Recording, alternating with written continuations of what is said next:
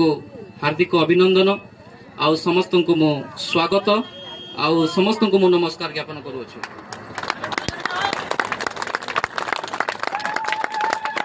बाबा साहेब आंबेडकर जे कि 1891 मसीहा एप्रिल 14 तारीख मध्य प्रदेश रे माओ बोली गोटे माने ग्राम अच्छी सेठारे से जन्म ग्रहण करथिले।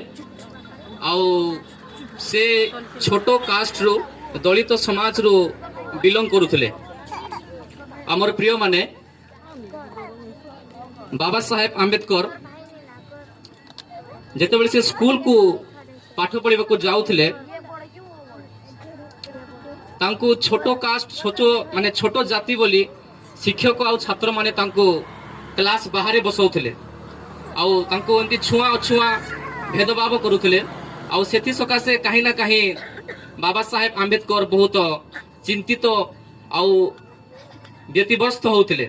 माने कहीं कि एमती छुआ अछुआ भेदभाव से तो मनीष मु तो मनीष कहीं कि एमती छुआ अछुआ भेदभाव बोली से निज मध्यरे तांकर गोटे अशांत हृदय तांकर माने गोटे माने तांकर विवेक तांको सबले बाधा दो थाए। आउ से माने से एई विषय को नै कि से उचित न्याय पाइबा पई से चेष्टा करिथिले। तो मोर प्रिय माने से एथि सकाशु से माने बहुत माने पाठ पढ़िले आउ से बहुत माने शिक्षा को से अधिक आउ गुरुत्व देले आउ जेपरी माने प्रत्येक मनुष्य को समानता अधिकार दिया जाई परिबो जेपरी माने एई छुआ अछुआ भेदभाव दूर हेबो एई छोटो बड़ उच्च नीच ए समस्त विषय दूर हेबो सेथि पई से प्राणपण चेष्टा करिथिले।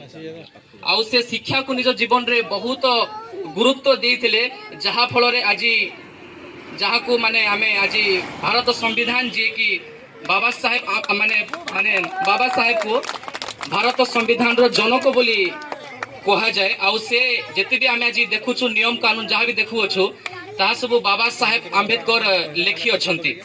तो बाबा साहेब माने से पाखापाखि 21 रु 22 टा सब्जेक्ट रे से डिग्री हासिल करिथिले। आउ तांकर माने एते बड़ सफलतार कारण एहा जे से शिक्षा को निज जीवन रे बहुत गुरुत्व देथिले।